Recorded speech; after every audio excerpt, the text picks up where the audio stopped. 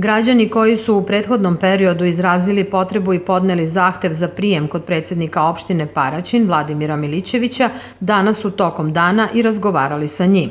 Na zakazani termin čekalo je 29 njih, a problemi i zahtevi svrstani su u nekoliko kategorija. Gordana Milojković zadovoljna je ishodom razgovora.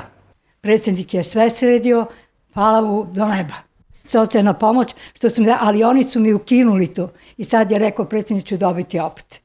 To je jednokratna pomoć? Jednokratna, mnogo bedno živim, ali šta da je mala penzija 10.000, nemam čerko ni za leba, iskreno ne stidim se. Ako je ovaj gospodin tu, ali ja se ne stidim, stvarno.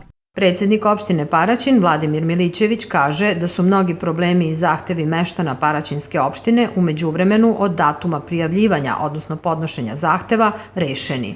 Dosta veliki broj, tih molbi za prijem, problemi su već rešeni, tako da je ostao neki mali broj građana koji dolaze ovde.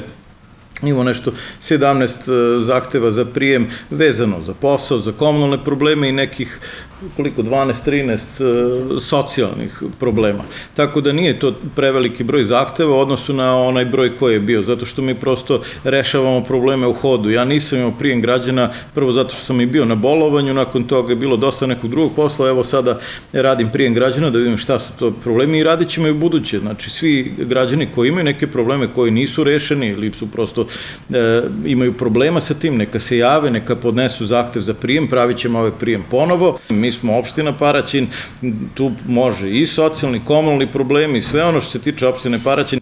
Prijemu građana prisustvovala je i direktorka Centra za socijalni rad u Paraćinu Aleksandra Antić.